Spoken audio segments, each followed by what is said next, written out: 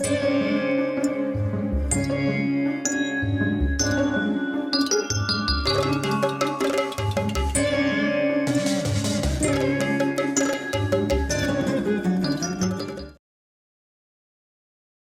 లోకంలోనూ నువ్వు 7 రోజులు చొప్పున ఉన్నా ఆ లోకాలకు అంతం ఉండదు. అన్ని లోకాలు ఉన్నాయట. నారాయణ నారాయణ. అవన్నీ అమృతాన్ని ప్రవహింపజేస్తూ ఉంటాయి. అవి తేజస్సుతో నిండి ఉన్నాయి. ఆ లోకాల్లో శోకం ఉండదు. అటువంటి లోకాలు నీకోసం ఎదురు చూస్తున్నాయి నాయన అన్నాడు ప్రతర్ధనుడు. ఆయన కూడా చాలా పెద్ద తపస్వి. మహారాజా, ఆ లోకాలన్నీ నేను నీకు ఇస్తాను. ఓహో, అంటే నేను అనుభవించే లోకాలన్నీ, ఆ భాగ్యాన్ని నీకు ఇస్తాను. ఆ లోకాలు, నేను పొందే లోకాలన్నీ నీవే అయిపోతాయి. నువ్వు క్రింద పడకుండా ఉండేదువుగాక. మోహాన్ని విడిచి అంతరిక్షంలోనూ లేదా స్వర్గంలోనూ ఉన్న ఆ లోకాలకు తొందరగా చేరుకోను అన్నాడు. ఎక్కడ ఉండి చూడండి. ఆ ప్రతర్ధనుడు చెప్పాడు, నాకు ఉండినటువంటి భాగ్యము ఏది చెప్పను, యయాతి నోటి నుంచే చెప్పించుకున్నాడు, నీకు ఇటువంటివన్నీ ఉన్నాయని. అయితే సరి, నీకు ఇచ్చేసాను అన్నాడు. ఇది లేకపోతే యయాతి చెప్పేవాడేం కాదు పాపం. అది వచ్చింది. విపరీతమైనటువంటి సిద్ధంగా ఉన్నారు ఇవ్వటానికి అందరూ. యయాతి, ఓ ప్రతర్ధన, పరాక్రమవంతులైనటువంటి ఏ రాజు కూడా ఇతరుల నుండి పుణ్యాన్ని కానీ యోగక్షేమాలు కానీ కోరుకోకూడదు. ఏ రాజు కోరుకోకూడదు. ధర్మదృష్టి గల రాజు ధర్మము, కీర్తి కలిగించే మార్గంలోనే నడవటానికి ప్రయత్నించాలి. అందుచేత ధర్మబుద్ధి గల నా వంటి వాడు తెలిసి తెలిసి ఇటువంటి దైన్యంతో కూడిన పని చేయకూడదు. అంటే మీరంతా దైన్యం చూపిస్తున్నారు అనే విధంగా మాట్లాడుతున్నాడు. అంటే చేతగాడి వాడిని చూస్తే కొంతమంది ముసలవాళ్ళను చూసి, అయ్యో నేను పట్టుకుంటాను తాత అంటే చాలా కోప్పడతారు. నాకేం చేత కాదంటావా, నిల్చోటానికి అయినా పడిపోతుంటారు వాళ్ళు, అయినా వాళ్ళు ముట్టనివ్వరు. ఆత్మగౌరవం అనేది ఉంటుంది లోపల. చాలామంది ముసలాళ్ళు ఈ రోజుల్లో చూస్తున్నాం మనం. వాళ్ళు ముట్టనివ్వరండి. పడిపోయినా పర్వాలేదు కానీ ముట్టనివ్వరు. నేనే లేస్తానంటారు. అది ఆత్మ గౌరవం అనేటువంటిది ఉంటుంది లోపల. అందుకని నేను రాజా, నేను అటువంటి నీ యాచన అంటే నా మీద దయగలిగి నేను ఇట్లా నిల్చున్నాను కదా, నువ్వు ప్రవర్ధన అష్టకుడు నువ్వు అందరూ కూడా కలిసి పుణ్యాలన్నీ నాకు ఇస్తున్నారు. ఇప్పుడు మళ్ళీ లోకాలకు వెళ్ళవని, ఆ లోకాలంతా నా పుణ్యమంతా నువ్వు తీసుకొని సంచరించు అని చెప్తున్నారు. నా మీద ఎందుకు మీకు దయ, నా మీద ఎందుకు జాలి మీకు? ఆ జాలితో బతకటానికి నాకు ఇష్టం లేదు. చూడండి ఎట్లా ఉందో. నువ్వు అన్నం పెట్టాలంటే పెట్టంతే. ఆకలిగా ఉన్నావా నాయనా, అన్నం తీసుకొని తిను, అది జాలి, అది వద్దు నాకు అంటారు. చాలామంది ఉన్నారు అటువంటి వాళ్ళు. నువ్వు పెట్టాలంటే పెట్టంతే, పెట్టదు అంటే పెట్టదు. శుభకర్మలు చేయాలనేటువంటి కోరిక గలవాడు ఇలాంటి పనులను చెయ్యడు. నేను శుభకర్మలు చేయటానికే పుట్టాను. ధర్మాధర్మాలను బాగా నిశ్చయించుకొని కర్తవ్యాన్ని ఎవడు ఆచరిస్తున్నాడో అటువంటి వాడే రాజు. సత్యసంధుడు, మానవంతుడు అనబడతాడు కదా. అటువంటి రాజు తన మహిమ చేత లోకపాలకుడవుతాడు. ధర్మార్థ కామాల విషయంలో సంశయం ఏర్పడినప్పుడు బాగా విచారించాలి. కార్యం తత్ర ప్రథమం ధర్మ కార్యం నతౌ కుర్యా దర్ధకామౌ సధర్మగా. న్యాయంగా అర్థకామాలు రెండూ లభించిన మొదటి ధర్మకార్యాన్నే చేయాలి. అదే పరమధర్మం అన్న యయాతితో వసుమంతుడు ఇలా అన్నాడు. ఇంకొక మహానుభావుడు ఉన్నాడు. కృష్ణాయ పరమాత్మనే నమః. వసుమంతుడు యయాతితో, ఓ రాజా, నన్ను ఉషధ్వసుడి పుత్రుని, నన్ను వసుమంతుడు అంటారు. నీకు పరలోకానికి సంబంధించిన జ్ఞానం ఉందని నేను గ్రహించాను. కాబట్టి స్వర్గంలో కానీ అంతరిక్షంలో కానీ నా కోసమే ఏదైనా ప్రసిద్ధమైన లోకం ఉందా, ఉంటే చెప్పు అని అడిగాడు. ఇంకొకడు అడుగుతున్నాడు, నా కోసమే ఏమైనా ఒక లోకం ఉందే, ఉంటే చెప్పు అటువంటిది.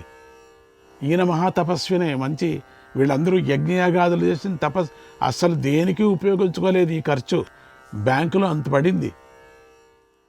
యయాతి వసుమంత ఆకాశం, పృథ్వీ, దిక్కులను సూర్యభగవానుడు ఎంతవరకు ప్రకాశింపజేస్తూ ఉంటాడో అన్ని లోకాలు నీకోసం స్వర్గంలో ఉన్నాయ్యా.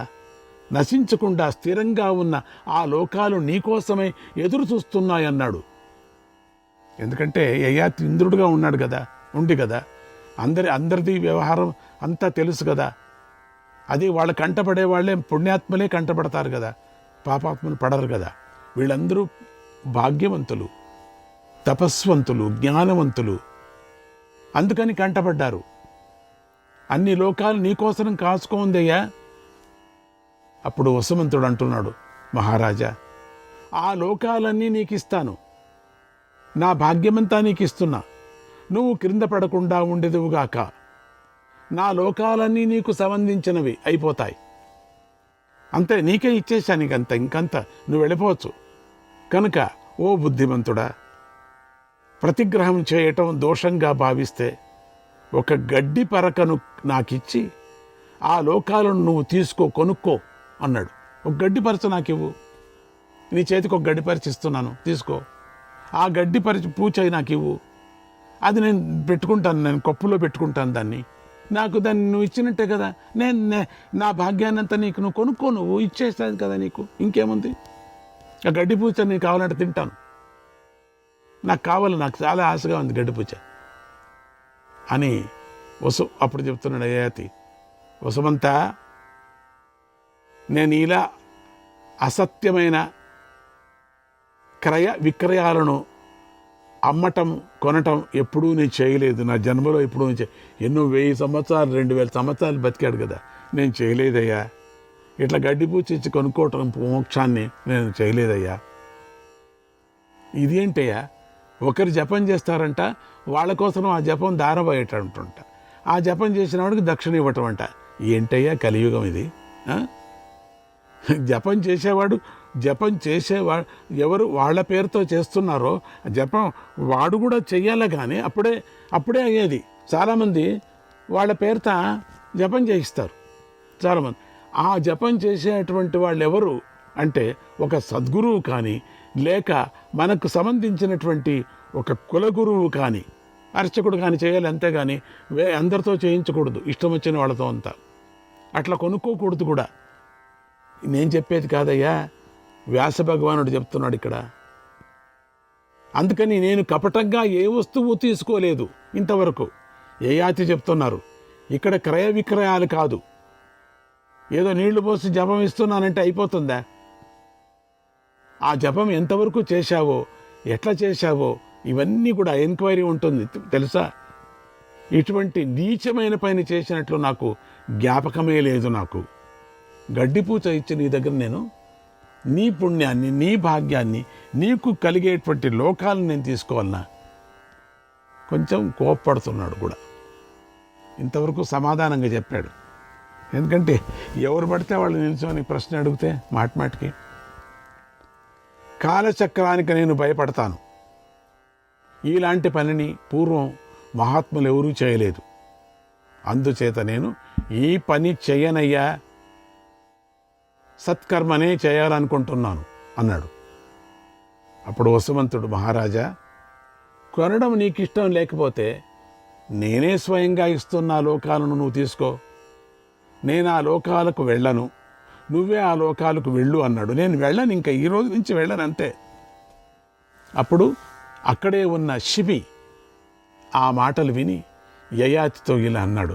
శిబి, వీళ్ళందరూ ఉన్నారు అక్కడ మనోళ్ళు, తాత, నేను ఉషీనరుడి కుమారుణ్ణి, నా పేరు శిబి, నా కోసమై స్వర్గాది లోకాలు ఉన్నాయా, ఉంటే చెప్పు, నిన్ను నేను ఆత్మజ్ఞానిగా భావిస్తున్నాను అన్నాడు. ఇక్కడ ఒక్కొక్కరు ఒక్కొక్క విధంగా చెప్పుకొచ్చారు. ఆత్మజ్ఞానిగా భావిస్తున్నానని, దివ్య దృష్టి ఉన్నావని, ఇవన్నీ మీరు కూడబెట్టుకోండి, ఎవరెవరే మాటలు మాట్లాడారు అని. ఆ క్వశ్చన్ అడిగేటప్పుడు యయాతిని ఎట్లా పొగిడారో, ఏ పదాన్ని ఉపయోగించారో, అందుకే మహాభారతం మళ్ళీ మళ్ళీ చదవండి నేను చెప్పడం కారణం అదేనే. అదే అక్కడే ధర్మ సూక్ష్మాలు ఉండేది. ప్రతి ఒక్కరూ ఒకటోటిగా చెప్తూ ఉంటే ఎందుకు అది చెప్పారు, అదే పెద్ద వ్యాఖ్యానం చేసుకోవచ్చు మనం. దాంట్లోనే జ్ఞానం ఉంది. యయాతి అంటున్నారు, యత్ త్వం వాచ హృదయేన అపి సాధున్ పరిప్సమానా నావమముస్తా నరేంద్ర తేనానంతా దివిలోకాః శ్రితాస్తే విద్యుద్రూపాః స్వనవంతో మహాంతః. ఓ నరేంద్ర, శివి, ఎంతమంది సత్పురుషులు నీ దగ్గరకు వచ్చి ఏది అడిగినా సరే నువ్వు వాక్కుతోనే కాకుండా మనస్సుతో కూడా లేదనలేదు, వారిని అవమానపరచలేదును. అందువల్ల నీకు స్వర్గంలో అనంతమైన లోకాలున్నాయి. అవి విద్యుత్తులాగా తేజస్సు కలిగి ఉన్నాయి, వివిధ మధురమైన శబ్దాలతో నిండి ఉన్నాయి అన్నాడు. ఇదే నాదలోకం అనేది. నాదలోకం ఇది. దానికి శిబికి కలిగింది ఆ నాదలోకం. ఇదే నిజమైన రహస్యం. నాదానికి ఇది శిబి అంటున్న, రాజా, నీకు కొనడం ఇష్టం లేకపోతే నేనే స్వయంగా ఇస్తున్న లోకాలను ఉచితంగా ఈ నాదలోకాన్ని తీసుకోను. నానా లోకాలలో నివసించటం ఇష్టం లేదు అన్నాడు. యయాతి అంటున్నాడు, శిబి, నువ్వు ఇంద్రుడితో సమానమైన ప్రభావం కలవాడు. శిబి చక్రవర్తి అటువంటి వాడు. అలాగే నీ లోకాలు అనంతాలు. ఇతరుల కోసం ఏర్పడిన లోకాలను నేను కోరను. నీ కోసం ఏర్పడిన లోకం ఇంద్రలోకం, అది.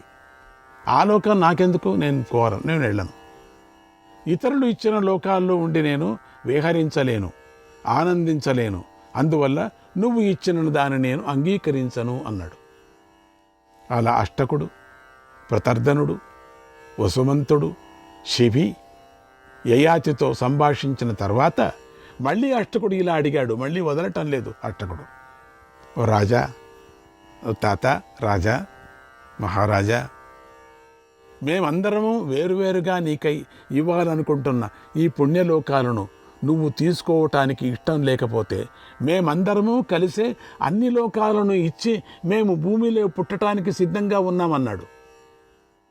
మళ్ళీ భూమిలో అనుభవించడానికి సిద్ధంగా ఉన్నాం మేమంతా, నీకు ఇచ్చేస్తున్నామంతా. అప్పుడు యయాతి అంటున్నాడు, అష్టక, నేను దేనికి అర్హుడిని అవుతానో దానికోసం ప్రయత్నించండి. పూర్వం నేను చేయని పనిని ఇప్పుడు నేను చేయటం మంచిది కాదు అన్నాడు. ఎప్పుడు నేను ఇట్లా చేయలేదు, ఇప్పుడెందుకు నేను చేస్తా, నేను చెయ్యను. అష్టకుడు అంటూ, రాజా, ఆకాశంలో 5 బంగారు రథాలు పుణ్యలోకాలకు తీసుకొని వెళ్ళటానికై సిద్ధంగా ఉన్నాయి. 5 రథాలు. వీళ్ళంతా ఉన్నారు కదా, వీళ్ళందరిది. మానవుడు ఈ రథాలనెక్కి శాశ్వతమైన పుణ్యలోకాలకు వెళ్ళాలని అనుకుంటూ ఉంటాడు ఎప్పుడు కూడా. ఈ రథాలు ఎవరివి అన్నాడు. అక్కడ ఉన్నాయి, కనపడుతున్నాయి, అవి చెప్పండి అన్నాడు. యయాతి, అష్టక, అగ్నిలాగా ప్రకాశిస్తున్న ఈ రథాలు మీకోసమే వచ్చాయ్యా, మిమ్మల్ని ఇవి తీసుకొని వెళతాయి అన్నాడు. ఇంక వచ్చేసిన దగ్గరకు పోయి మిమ్మల్ని తీసుకుపోతున్నాయి. ఇంతలో అక్కడికి తపస్విని అయినటువంటి మాధవి వచ్చింది, ఇంకొక ఆవిడ. ఆమె ఒంటి నిండా మృగచర్మాన్ని కప్పుకొని ఉంది, మృగాలతో సంచరిస్తూ ఉంది, వృద్ధురాలై ఉంది. అయినా మృగవ్రతాన్ని పాటిస్తోంది. అంటే ఆమె భోజన సామాగ్రి చేష్టలన్నీ మృగాలలాగానే ఉంటాయి. అది మృగవ్రతం అంటారు. ఆమె యజ్ఞ మండపంలోకి మృగాల గుంపుతో ప్రవేశించింది. ఆమె వెంట మృగాలు కూడా వచ్చాయి. హోమధూపాన్ని పీల్చి మృగాలతో కలిసి తిరిగింది అక్కడ. హోమధూపం అంటే సామాన్యం కాదు. అసలు హోమధూపం అంటే ఏమనుకున్నాం, సర్వ పాపాలు నాశనం కావటానికి. హోమం మన పేరుతో చేయిస్తున్నప్పుడు ఆ హోమధూపం తాగాల అంటే వెళ్ళి హోమకుండం మీద ఇట్లా పడి తాగొద్దండి. మీరు ఎక్కడుందో అక్కడికే వస్తుంది ఆ పొగ. దాన్ని అసహించుకోకపోతే చాలు. ఆ హోమధూపాన్నంతా తాగింది అక్కడ. మృగాలతో పాటు దండిగున్నాయి. కుక్కలు, నక్కలు, పులిలు అన్నీ ఉన్నాయి. ఒకటే రెండా? అన్నీ వచ్చాయి. పక్షుల నుంచి మొదలుకొని అన్నీ వచ్చాయి. అక్కడ ఉన్న తన పుత్రులను చూస్తూ యజ్ఞమహిమను మెచ్చుకుంటూ సంతోషించింది. భూమిని తాకకుండా ఆకాశంలో ఉన్నవాడు తన తండ్రి అయినటువంటి యయాతికి నమస్కరించింది. అది చూసి వసుమంతుడు తన తల్లి అయిన మాధవితో ఇలా అన్నాడు. మాధవి వసుమంతుడి యొక్క తల్లి, అమ్మా, నువ్వు దేవతవు. అటువంటి నువ్వు ఈయనకెందుకు నమస్కారం పెట్టావు? ఈయన ఎవరు? దేవుడా లేక రాజా? నీకు తెలిస్తే చెప్పు అని అడిగాడు. మాధవి ఇలా అంది, పుత్రులారా వినండి. ఈయన నహుషనందనుడైనటువంటి యయాతి మహారాజు. ఈయనే నాకు తండ్రి, మీకు మాతామహుడు. ఈయన గొప్ప కీర్తిని సంపాదించాడు. ఈయన నా సోదరుడైన పూరుడిని రాజును చేసి స్వర్గలోకాన్ని పొందాడు. కానీ ఏ కారణం చేత స్వర్గలోకం నుండి మళ్ళీ ఈ భూలోకానికి వచ్చాడో తెలియటం లేదు అంది. అప్పుడు వసుమంతుడు, అమ్మా, ఈయన తన స్థానం నుండి భ్రష్టుడయ్యాడు అన్నాడు. మాధవి ఆ మాట విని ఆశ్చర్యపోయి తండ్రి అయిన యయాతితో ఇలా అంది, రాజా, తండ్రి, నేను తపస్సు చేసి సంపాదించిన లోకాలను తీసుకో. పుత్రులు పౌత్రులు ఆచరించే కర్మలలాగానే పుత్రికలు దౌహిత్రులు, పుత్రికకు పుట్టినటువంటి కుమారులు దౌహిత్రులు ఆర్జించిన పుణ్యం కూడా నువ్వు పొందవచ్చు అని వేదవేత్తలైన మహర్షులు చెబుతున్నారు. కనుక మా వల్ల ఆ పుణ్యాన్ని గ్రహించి నువ్వు స్వర్గానికి వెళ్ళు నాన్న అని తండ్రిని కోరింది. మాటి మాటికి నమస్కారం చేసి. ఏమిటో అక్కడ ఉండేటువంటి వాళ్ళందరూ కూడా పుత్రులు, కొంతమంది మనవాళ్ళు, కొంతమంది బిడ్డలు, చాలామంది ఉన్నారు అక్కడ. అందరూ పుణ్యాత్ములే, అందరూ యయాతికి దానాన్ని ఇచ్చేవాళ్లే. అందరూ సిద్ధమైపోయారు. అక్కడ ఉండేటువంటి మహర్షులు సాక్షిగా అందరూ సిద్ధమైపోయారు. యయాతి అంటున్నాడు, పుత్రి, ఇది ధర్మఫలమే అయితే నాకు శుభాన్ని కలిగిస్తుంది. కూతురు మహాత్ములైన దౌహిత్రులు నన్ను తరింపజేశారు. తస్మాత్ పవిత్రం దోహిత్రం ఆద్య ప్రభృతి పైతృకే భవిష్యతి న సందేహః పితॄణాం ప్రీతివర్ధనం. అందువల్ల ఈనాటి నుండి పితృకర్మలలో దౌహిత్రుడు పరమ పవిత్రమైన వాడిగా భావించబడతాడు. శ్రీకృష్ణాయ పరమాత్మనే నమః.